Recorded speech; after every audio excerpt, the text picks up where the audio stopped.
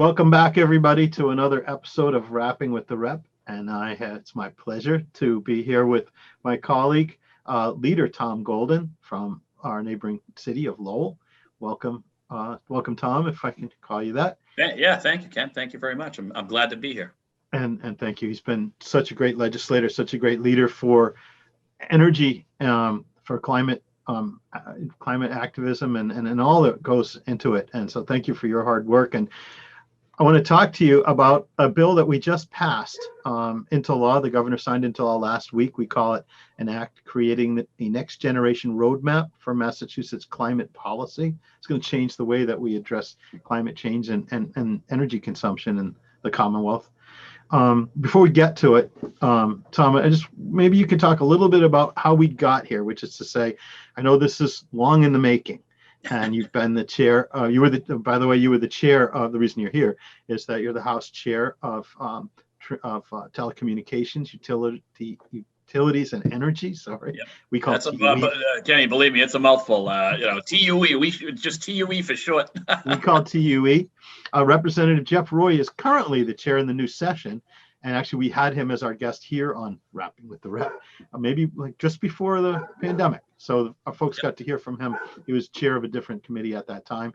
And so I appreciate that you're coming here to talk about this bill that you shepherded through for most of your time here as chair. So talk to us about how we got here first. What have we done to address climate change in the House? Well, I'll tell you, this COVID situation with everyone not being together and not being, have the opportunity to meet face to face, you run into all these problems like a barking dog, which I want to let all your constituents know that is not you, that is me. And my dog is quiet, so yeah, at this current time, right? This is not Yoshi's fault. Yeah, but no. So as the chairman of Telecommunications, Utility, and Energy, I've been on the committee for 10 years, and over the past 6 years, I was chair of the committee. What the House of Representatives has been doing, Ken, has been building on something that each and every rep throughout the Commonwealth have been, so passionate about, saving our environment and helping our economy.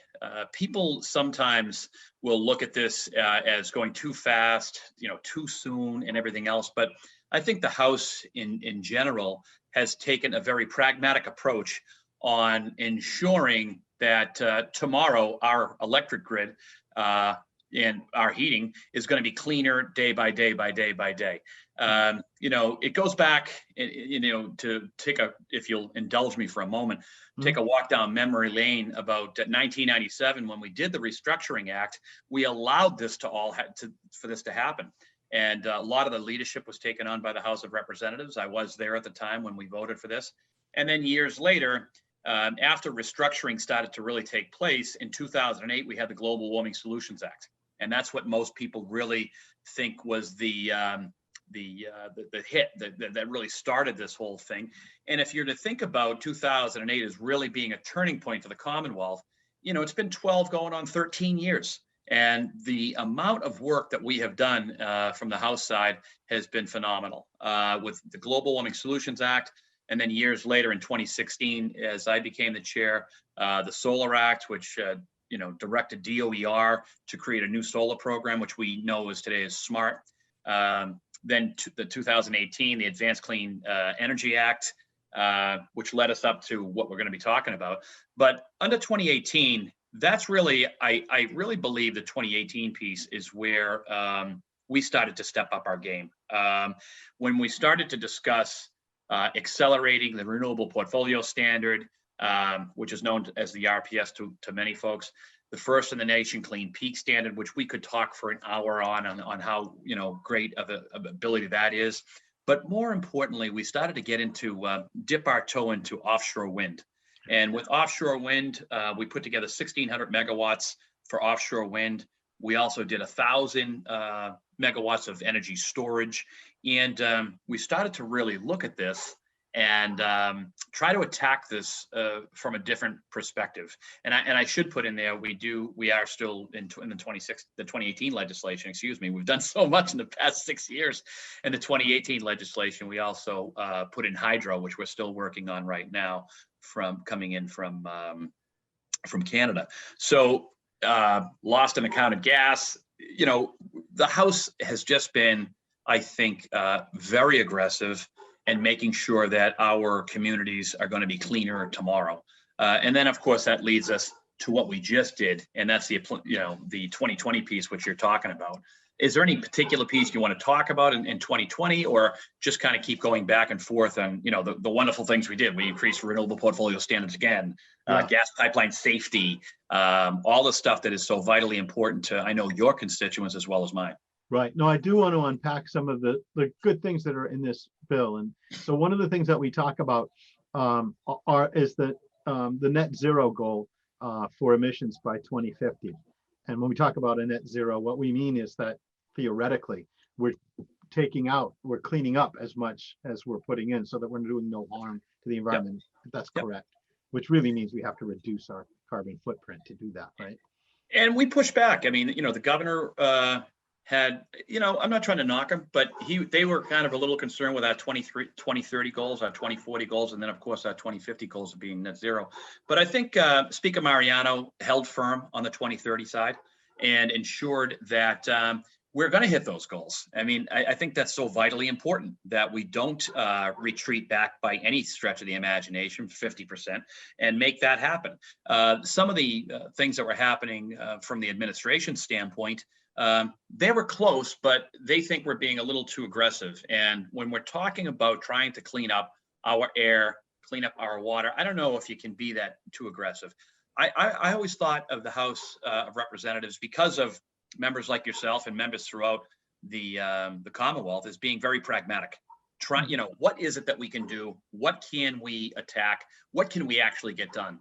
There are a lot of pieces that are out there, and you know, I took the hits on a few of them that I think just might go a little too far, or did go too far, and it's things that we can't necessarily do today. So I think that we've done a very pragmatic piece of legislation. I believe that we're moving in the right direction. You know, I think that we're holding our, you know, proverbial feet to the fire when it comes to lowering our emissions and trying to clean and green our grid. But at the same time, as Speaker Mariano had asked me previously, and I know that Chairman Roy, who you had on here not too long ago, we need to do all of these things, and we need to do it in a fashion that is affordable for, you know, for everybody. And I think that's a tricky balance to, you know, to be honest with you. That's a very difficult balance to get to, but I think we've done it. I think I'm very proud of the legislation, the piece, you know, that we put forward.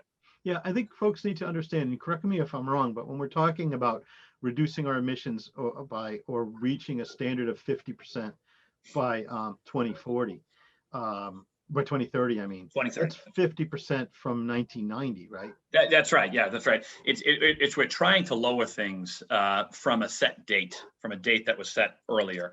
And, you know, it's going to be extremely difficult to do because a lot of our pollution comes from our vehicles. Electric vehicles haven't exactly gotten there yet. I've been in them. I think they're fabulous. They're wonderful. But I think one of the concerns that we have as a society is we're used to, you and I, maybe, you know, I don't know. I don't have an EV yet, but I think we're used to pulling up, you know, to Bridge Street, Lowell, Massachusetts, getting out, you know, being back in the car in 5 minutes and on a, you know, often to our next adventure. You know, with electric vehicles right now, yes, they do have, some have 200, 300, 400 miles per charge, but there's a lot of anxiety there. And we have to crack that nut. But we're trying to do that with some of our local universities. Yeah. You know, UMass, big fan of UMass, obviously UMass Lowell up in my district. Right. You know, we need to continue to, you know, push some wood into that fire, keep that moving. I think there's a lot of smart young men and women who are sitting in those seats today. I sat in that seat many years ago, and boy, these young adults are heck of a lot smarter, and they're coming up with some great ideas. And we just need to keep stoking those flames, getting that fire piping hot, and we'll figure this out. We're going to figure this out. I really believe we're going to really figure a lot of this out in the next 5 to 10 years. And some that are going to be listening to this, we already figured it out. That, you know, they'll be pushing back on my comments, but that's okay, because I think it's always a healthy discussion to move back and forth. Heck, Ken, I hope it's done next month, next week. But with the studies that I've had and the things that I've looked at, we'll be using the current infrastructure for some time until we really figure this out. But the important thing is every single day, in my opinion, we're trying to get better. We're pushing the Commonwealth to do better. So, and I don't mean to make this sound like the commercial part or that this is a commercial, but I actually dipped my toe into the EV area, the hybrid EV last summer, and I bought. So my car goes the first 40 miles on an electric charge. That's great. I've had a solar array on my house for several years because what we did was we had money we invested toward retirement. We looked at our rate of return, and the money that we saved on energy was better than our investment. So it's something that we could do financially. But you put those two together, and it cost me pennies to go the first 40 miles. So when I come up to Lowell, actually I can get to the New Hampshire border and back to Bedford again before I start using gas. And I have 300 miles in gas after that. So I get what you're saying is some people are saying, gee, if it's only electricity, what if I run out? But there's a lot of that anxiety. And, I think as legislators, we hear about this stuff and we act. We try to get more charging stations out. But now, of course, they have the regular charging station. Now they come out with the fast charger, and the faster charger. And, next week they'll have the super duper faster charger. So, there's a lot of that going on right now. And I'm proud to be a part of it, as you are, as well as so many of our colleagues, that this is something that I think each and every one of us 10, 15 years from now are going to look back fondly and say, that piece of legislation that we passed in 2020, 2021. Oops, you know what I mean? Yeah, right. We had a little bit of a restart there. I think that we're all going to be proud to say we did this. And when offshore wind is, coming through Massachusetts, it was started here. Speaker Mariano has made it a point to say that we continue leadership. We continue leadership because places like New Jersey, New York, all up and down the eastern seaboard, we were the first to jump in and say, hey, this can be done.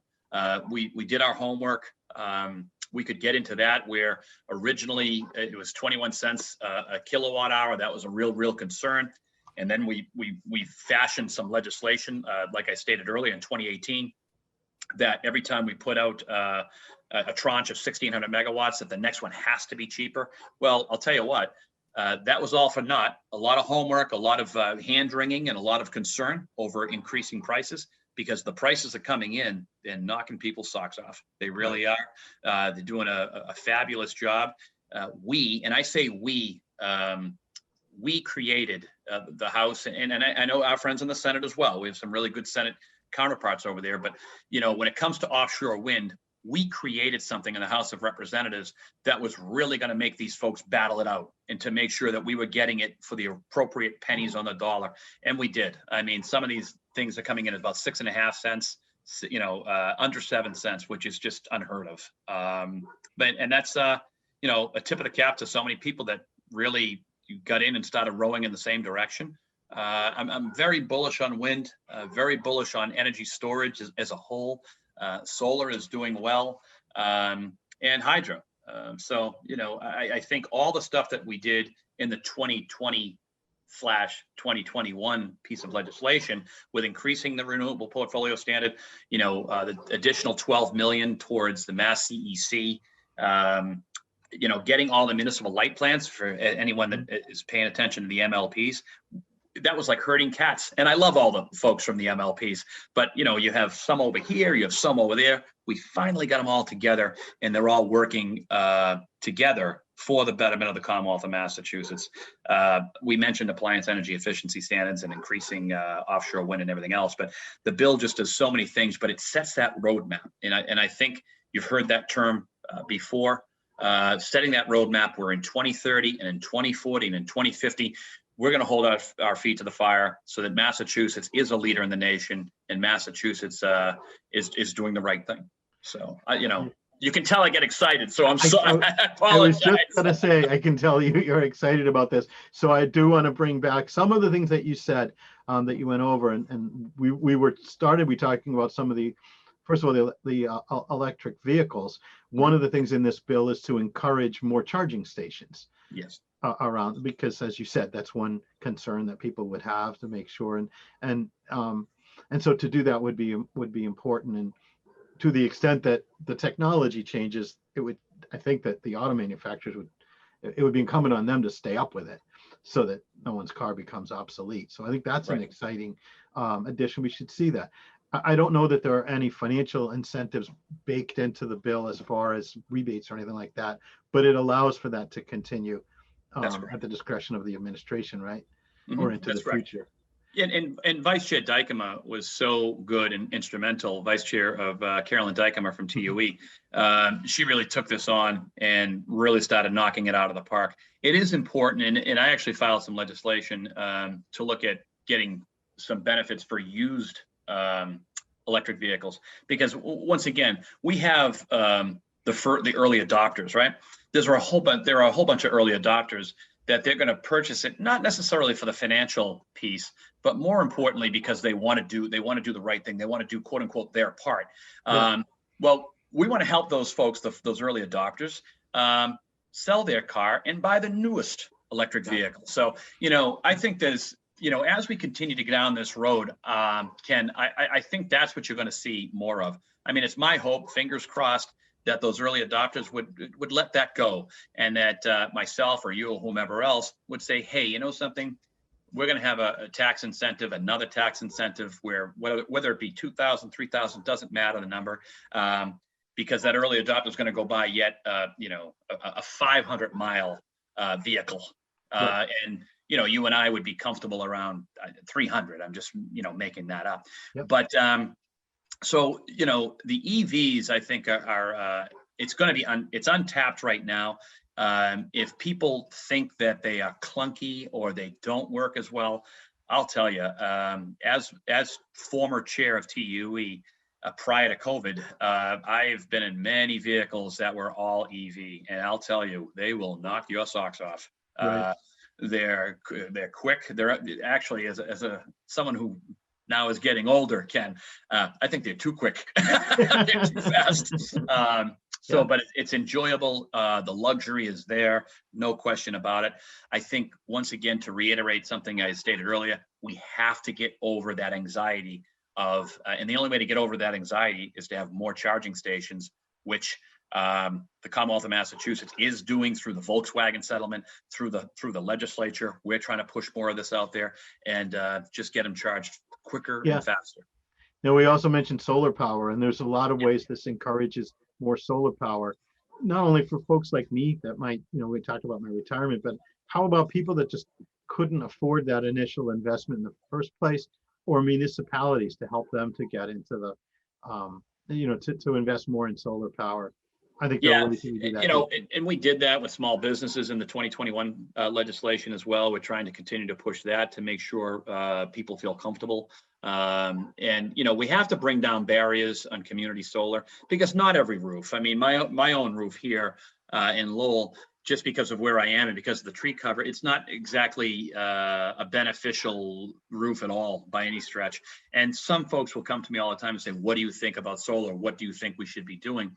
And something, it's honestly a roof by roof situation, where some are excellent and some are just okay and some are just bad. So we're a big fan of keeping these trees up around here. It cools it during the summertime and whatnot, and it makes the streetscape look nice, and obviously trees capture a lot of carbon as well. So that's kind of one of those, what do you do here? Yeah. But it just comes back to, some roofs are meant for it and some aren't. It's Right. just The other thing that we were able to do was we were able to improve the stretch code, and we addressed the stretch code yes. with Mhm. respect to municipalities, giving them the ability to do more within their borders. Can you talk about what we were able to do for those municipalities? As far as, the stretch codes brought some assistance that some people are nervous about, especially in the building side of the world. Some people are concerned. I was just on with the Builders Association the other day talking about this. Some think we went too far. Some people think it's very difficult to do stretch code, especially from a business standpoint or larger corporations. I'm going to say this. I think it's being very progressive. I think it was very aggressive. I'm excited that we're doing this, moving it forward. How the administration will end up tweaking this is going to be, I think it's going to be interesting. I think that most of the builders that I spoke to are concerned. They're concerned, can they get there? Can they build this building, whether it be a single family or a commercial piece, can they indeed build this stuff on the stretch code within a price range that somebody can afford to buy? I'm trying to be as close as possible and not go off on a tangent on this. Yeah. But I think that the administration, the way they administer this is going to be interesting. And I think it's going to be vitally important. Some people had suggested that we stop there, we not do this. That's not the way to get to net zero at the end of the day. We need to continue to push the envelope, which, Ken, I'm sure you heard from your builders and some of your business folks that are pushing back on some of the stuff. But we have to give this a shot. We have to continue to move forward. And it is to say that I'm not concerned or I'm excited. I'm more excited than I am concerned because of what I was talking about earlier. Those young men and women who are sitting in those seats and those, the famous universities that we have here, they're going to continue to figure this out as we implement stretch codes, net zero, going down the line. So the issue, I'm sorry. Yep, go right ahead. The issue, as I understand it, with the stretch code is that we have a statewide building code. So the builders know what's expected of them, what the restrictions are. But there are some municipalities that want to go a little further with respect to addressing climate change. And so what we've done is created a framework so that we could look at the ways in which those municipalities could in fact do that. Right, and it's going to be an opt-in piece too. So it's an opt-in piece, which the administration, when I mean the governor's office and whatnot, they're going to put something together for everybody to decide if they want to opt in or opt out, and that'd be a vote. And that'd be a vote by in Lowell, it'd be the city council, it'd be the board of selectmen in the town of Chelmsford, whichever your municipal whichever form of government they carry. But that was important as well. I think that some municipalities are ready to rock and roll today. Some are not. Some don't. I don't want to say don't. They don't. There are very few climate deniers. I don't really run into those folks. I don't know if you do, but there's very few people that deny it. But there is, once again, you talk about concern, you talk about uneasiness about pricing. It's almost the same thing to electric vehicles. Can we, one, afford it? Two, where do I fill up? Where do I charge my battery? In this situation, the main issue, the main crux of the problem, I think, is cost. Is can we actually afford it? What is this going to cost? I think there are some valuable things to be learned here, but that does not mean we shouldn't continue to push forward. I mean, if we had a net zero building that was being built, once again, talking to some of the builders that do some of the finest building in the Commonwealth when it comes to making sure that the property is tight, they have some concerns, but they think they can get past it. But, that's going to be up to the government, up to the administration to be nimble.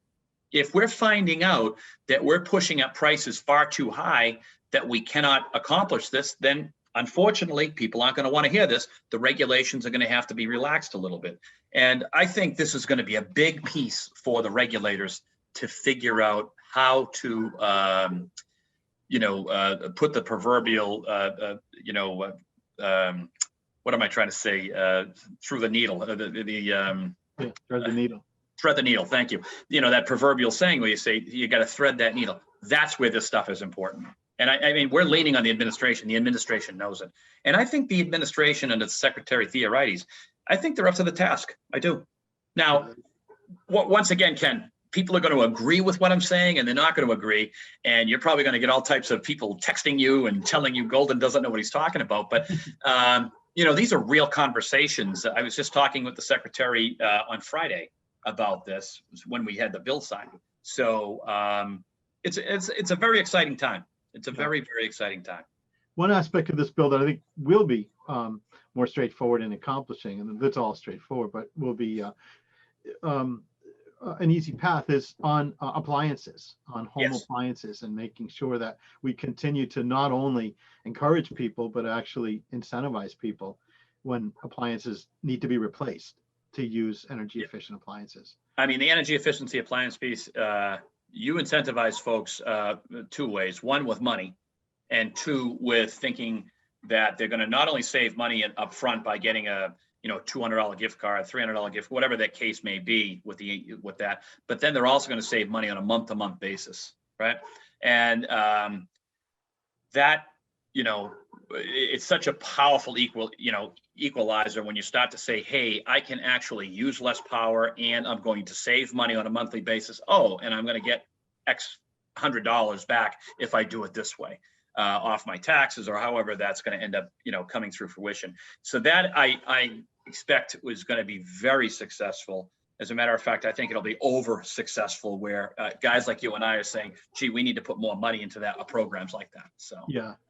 that's pretty exciting. And our mutual friend, Josh Cutler, Representative Cutler from Duxbury, was very instrumental in that. And that's what I'm talking about, this particular piece of legislation.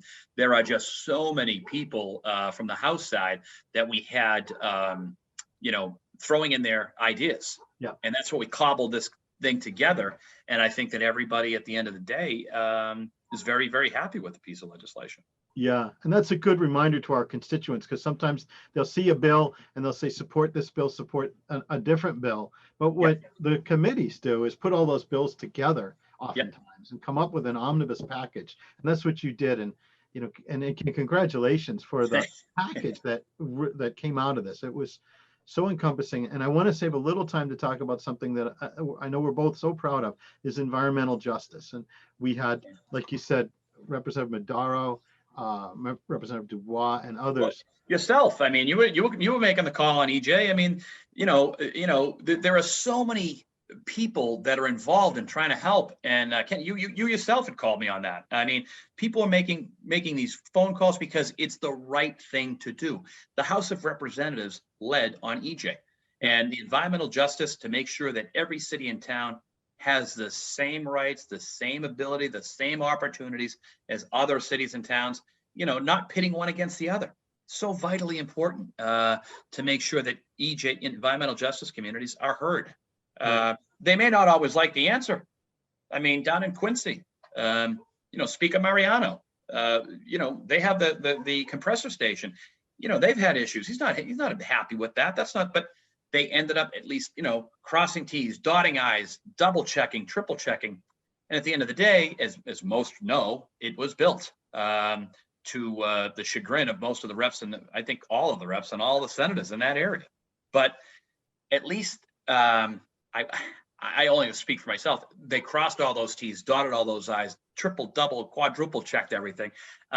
We would never be happy with that stuff, but that's, every community deserves that opportunity. Right. And so the concept behind this is that there are some communities that are right next to an airport or right next to another place where there's pollutants in the air more so than other places. And the people in those communities oftentimes are disadvantaged communities, financially disadvantaged, sometimes from marginalized groups that's where the factories end up being placed. That's right. So now what we're doing is we're saying that if you want to do that, then there are a lot of questions that you're going to have to answer, and we're going to have to address the issues that face people in those areas. We just can't turn our back. We're putting all 351 cities and towns on the same level playing field, and I think that in itself, that's a conversation that everybody, I think, supports, making sure that every city and town is on the same level playing field. It really says you don't have the haves and the have-nots. And, sometimes in our society that it does happen that way. If people aren't going to complain, if they're not going to do this, well, just put it over there. Don't worry about it. They, quote unquote, don't care. They do care. Everyone cares about having clean water and clean air. So, I'm so proud of what the House has done with, folks throughout our region. We come from the same region, right. With all the phone calls and all the text messages. And, it's a heck of a lot easier, Ken, and this, why set up a meeting let's just talk in the chamber, right? I mean, that's Right. how you and I would always Yeah. talk about any of this energy stuff that we were talking about. The rep would like to meet you. I'm like, I'm going to the chamber. Where is he? He's in the chamber. Why don't we sit there and talk and really get to the bottom of it? So, but if there's anything that I believe that this, once again, legislation has proven, it's proven that it has come from around the Commonwealth.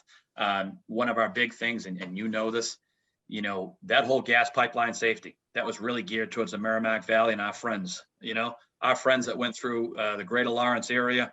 I mean, Frank Moran, Leader Moran, who was just a dynamite guy. He really was the glue that held that community together. And there were so many good reps, and I'm going to get myself in trouble for just singling him out. But I was on the phone with Frank every other day. What do you need? As the chair of TUE, how can I help? What can I do? What can I bring back to the speaker? And this is one of those things, that gas pipeline safety provisions in there. That's Frank Moran. Yeah. Handwriting's all over it. And that's where I think Speaker Mariano was very clear and concise. And at the time when we were putting this together, he was the leader of the House, Leader Mariano. He was very clear and concise. I want you reaching out to Burlington, to Lawrence, to Lee, Mass, to Florida, Mass, to the Cape and the Islands, whatever it takes to find out that everyone's going to be satisfied with what we're trying to do. And I think we did. And I say we, the collective, the 160 members. I think we did a good job at this. What's so important about this, and again, I thank you for it, is that not only are we reacting to things like what happened in Lawrence, and like you said, Leader Moran was just so instrumental in helping his community and bringing it to bringing everything to our attention, but also proactively through environmental justice. That's we're right. making sure that things that we see have happened in other states, that we've read about in other states, don't happen here. Mm-hmm. We don't need to wait for them to happen, and we've got right out in front of it. So I think in that part of that bill is just great. Yeah, I mean, I think once again, and I'm banging the chest about the House of Representatives as a creature of it. I'm so proud of it because now we have Chairman Jeff Roy, who is now the new chair, and Jeff and I have been talking more so often about what's happening and what's going on and what's going to be. And Jeff is going to be a fabulous chair. He's going to do some really, really good work. I know he will. I know that we have legislation before us that's going to talk about, putting a shot in the arm. And the speaker's been talking about this, about offshore wind, creating jobs. And at the end of the day, Rep, that's what this is all about. It's about making sure that communities are clean, they're healthy, and people have an opportunity to work and raise a family and live, happy, productive lives. I mean, that's why I think we get involved in this. Sometimes we get rocks thrown at us. Sometimes we don't. But I know your district fairly well, and I think that you're doing a dynamite job. Down in your area, and I hope to see more of it as COVID. Hopefully, keep your fingers crossed. Starts to dissipate. I think that's a little time away. We're still in the thick of it, but I would like to see more of your district, as I know that you've been up in my district. So yes, absolutely. And as you said, you've been so accessible to hear all of our concerns in putting this bill together.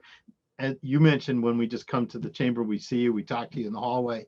You're always available, but also during COVID, we all have your phone number. We all have your cell phone. I'll tell you, I should have thrown this out because it's been ringing off the. But that's that's what it's about. Yeah. With the rep, but yeah, you answer the phone and take our concerns, and that's great, and that really resulted in a bill that heard all of it. I think it really did, and I'm really proud of it. But that's why I say we all did it, because there were a couple of these items, and we could go back through them again, and we didn't even get into the Greenworks piece that the House did. And it, unfortunately, it wasn't done by the Senate, but hopefully it'll be done in some point, sometime soon, but in the future. But discussing the needs and concerns in our districts are similar in the sense that we're miles away from each other. But when you really start to talk to the guys out in Western Mass, they have just a different view. Yes. When you start to talk to, not so much the guys and gals in Worcester, they're pretty similar to what we do. But the Cape and Islands, I mean, that's different stuff. And it's fascinating to listen, to hear. And it was an exciting opportunity. I don't think I'll be leaving energy anytime soon. but I'll be working at the request and at the direction of Chair Roy. So That's great. I'm going to only try to work on the fun things and the exciting things, and I'm going to leave Chairman Roy with all the difficult things.